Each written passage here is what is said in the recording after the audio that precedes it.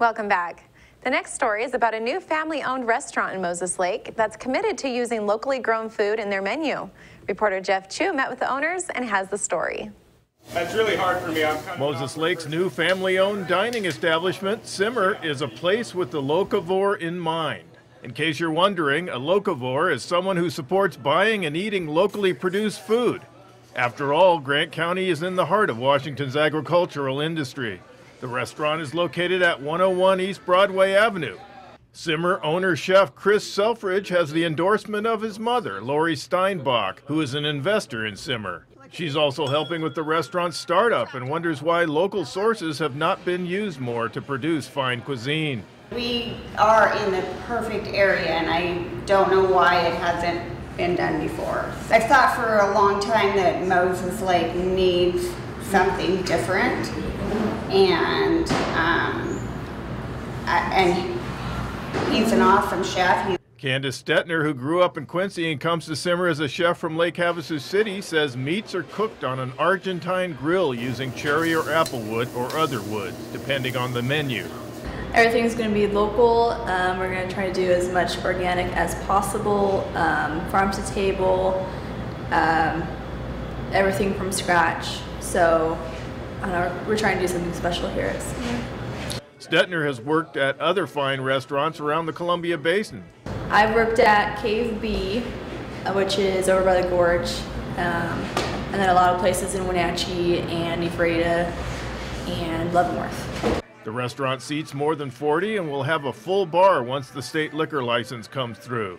We're going to do a lot of classic cocktails and a lot of local wine and beer. Even our hard alcohol is all from Washington and Oregon, except for I think 3 bottles, which are like rum and scotch, which are not made around here. Head chef Chris Selfridge is not afraid to experiment with the likes of kale salad, desserts, and other fine cuisine lesser known to the area. Simmer is open for lunch and dinner.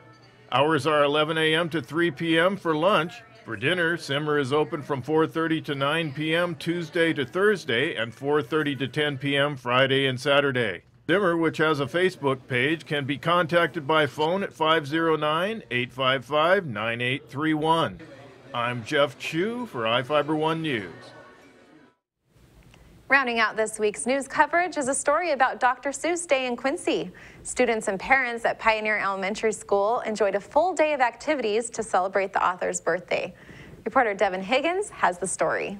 Quincy's Pioneer Elementary School played host to students and parents who love tales of Grinches, green eggs and ham, cats and hats, and oobleck. For the second straight year, the school held Dr. Seuss Day, a full day of activities that celebrated the renowned children's book author whose real name was Theodore Giesel. The day started with breakfast in the library for students and their families, giving them the chance to read their favorite books together, while teachers and staff used the opportunity to also show their love for all things Dr. Seuss. Librarian Shanna Meloso said the event has become a high point of the entire Quincy community and became more popular than she thought it would when it began last year. We had a teacher last year, her name was Danelle Kaler, and she brought it from Wenatchee or East Wenatchee and said, hey, let's do it. And my boss said, let's do it. So we did.